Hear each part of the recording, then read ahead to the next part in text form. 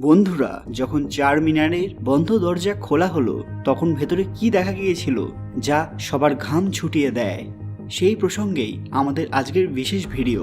হায়দ্রাবাদ ঘুরতে গেলে চার মিনার দেখা সবার জন্য বাধ্যতামূলক, কারণ এটাই এখানকার প্রধান আকর্ষণ। কিন্তু এখানকার বেশ কিছু রহস্য আজও মানুষকে চিন্তা করতে বাধ্য করে। সবাই কমেন্টে ভক্তির সঙ্গে হর হর মহাদেব লিখতে ভুলবেন না। সকলকে আমাদের চ্যানেল পুরাণ কথায় স্বাগত। আজকে আপনারা জানবেন, তাহলে কি ফাঁস হলো চার মিনারের আসল সত্যতা। ইন্দোরের এক ভক্ত তিরুপতি বালাজির দর্শনের উদ্দেশ্যে বেরিয়ে পড়েছিলেন। তিনি তার পত্নীকে নিয়ে হায়দ্রাবাদ শহরে পৌঁছলেন। সেখান থেকে তারা চেন্নাইয়ের উদ্দেশ্যে রওনা দেবেন এরকমই ব্যবস্থা হয়েছিল। হায়দ্রাবাদে যখন একদিন থাকার ব্যবস্থা হয়েছিল, সেই সময় তারা পুরো শহর ঘুরে দেখার পরিকল্পনা করলেন। সবার প্রথমে তারা চার মিনার যাওয়ার ঠিক করলেন, কারণ হায়দ্রাবাদ এসে চার মিনার না দেখলে তো কিছুই দেখা হয় না। কিন্তু তার মনের মধ্যে এক বড় প্রশ্ন এসেছিল। তিনি এরকম চিন্তা করেছিলেন যে হয়তো কোনো মন্দির ভেঙে চার মিনার বানানো হয়েছিল। সে কারণে তিনি চার মিনার দেখার জন্য উৎসাহী ছিলেন এবং তার ভেতরের রহস্য জানার জন্য তার প্রবল ইচ্ছে জেগেছিল। সবার প্রথমে তিনি চার মিনারের নির্মাণ সম্পর্কে কিছু তথ্য সংগ্রহ করেছিলেন। চার মিনারের আকৃতি বর্গাকার, যার প্রত্যেক দিকে দৈর্ঘ্য 20 মিটার, প্রায় 66 ফুট, যার মধ্যে 4টি বড় বড় খিলান, যা 4টি বড় রাস্তার নির্দেশক। এর প্রত্যেক কোণার স্তম্ভগুলো সুন্দর কারুকার্য সম্পন্ন। এক একটি মিনারের উচ্চতা 48.7 মিটার বা 160 ফুট। কুতুব শাহী রাজবংশের পঞ্চম সুলতান মোহাম্মদ কুলি কুতুব শাহ মসজিদ এবং মাদ্রাসা হিসেবে ব্যবহারের উদ্দেশ্যে চার মিনার তৈরির সিদ্ধান্ত নিয়েছিলেন।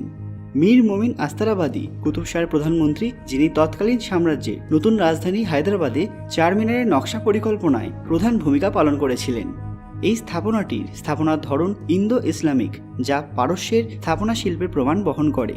চার মিনার তৈরি হয় গোলকোন্ডার ঐতিহাসিক বাণিজ্যিক পথের মিলিত স্থানে, যেখানে গোলকোন্ডা বাজারের সাথে বাণিজ্যিক শহর মাসুলিপত্তনমের সংযোগ সাধিত হয়েছে।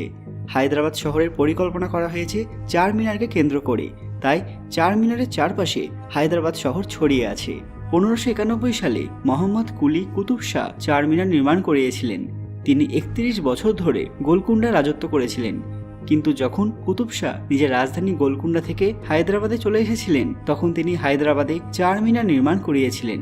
ইসলামী বাস্তুকলা কতটা সুন্দর হতে পারে তার একটি নমুনা হায়দ্রাবাদের চার মিনার।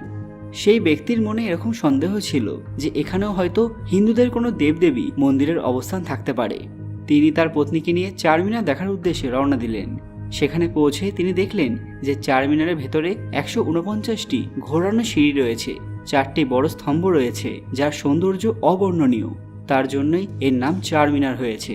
কিন্তু তখনও তিনি এমন কিছু দেখতে পাননি যার উদ্দেশ্যে তিনি এখানে এসেছিলেন, অর্থাৎ হিন্দু বাস্তুকলার কোনো নমুনা। চার মিনারের চতুর্দিকে শুধুমাত্র ইসলামিক বাস্তুকলার নমুনাই নজরে আসছিল। এরপর তিনি চার মিনারের ছাদে পৌঁছলেন। সেখান থেকে পুরো হায়দ্রাবাদ শহরের খুব সুন্দর দৃশ্য দেখা যাচ্ছিল। এরপর সেই ব্যক্তি বুঝতে পারলেন যে এখানে হিন্দুদের বাস্তুকলার কোনো নমুনা তার চোখে পড়বে না। সেই কারণে তিনি নিরাশ হয়ে আবার নিচে নেমে আসলেন। কিন্তু সেই সময় তিনি এমন কিছু দেখলেন যা তার খুবই আশ্চর্য লেগেছিল। যখন তিনি নিচের তলায় এসে একটি দরজা খুললেন, তখন সেখানে ছোট্ট একটি ভাগ্যলক্ষ্মীর দরজা তৈরি করা ছিল। তখন তিনি এটা বুঝতে পারছিলেন না যে এই ইসলামিক ঐতিহাসিক জায়গার মধ্যে, যেখানে ওপরে মসজিদ তৈরি করা আছে, সেখানে নিচের তলায় এই হিন্দু দেবীর মন্দির কে তৈরি করেছিল। এরপর তিনি সেই মন্দির সম্পর্কে খোঁজখবর নিলেন এবং জানতে পারলেন যে এই মন্দিরকে ঘিরে বেশ কিছু সময় ধরে বিবাদ চলছে। কিছু ঐতিহাসিক এমন কথা বলেছেন যে চার মিনার তৈরির আগে থেকেই এই মন্দিরের অস্তিত্ব ছিল। কিছু ঐতিহাসিক আবার বলেন যে এই মন্দিরের অস্তিত্ব সম্পর্কে তাদের কোনো ধারণা নেই। চার মিনারের নিচে যে মন্দিরের উল্লেখ করা হয়েছে তার নাম ভাগ্যলক্ষ্মী মন্দির, যা তৈরির পর থেকে বিরোধের প্রধান কারণ হয়ে দাঁড়ায়। দ্য হিন্দু পত্রিকা একটি প্রাচীন ছবি প্রকাশ করে, যেখানে চার মিনারের ভিত্তিস্থলে কোনো মন্দির স্থাপনার চিহ্ন খুঁজে পাওয়া যায় না। তারা প্রেস নোটের মাধ্যমে ওই ছবির উপযুক্ততা জনসম্মুখে প্রচার করে। বন্ধুরা, আপনারা কি কখনো হায়দ্রাবাদ গিয়েছেন, সেখানে গিয়ে চার মিনার দেখেছেন এবং তার নিচের এই রহস্যময় মন্দিরটি দেখেছেন? সেটা আমাদের কমেন্টে জানান। আরও এরকম অজানা তথ্য পেতে পুরাণ কথা অফিসিয়াল চ্যানেলটি মনে করে সাবস্ক্রাইব করে নেবেন।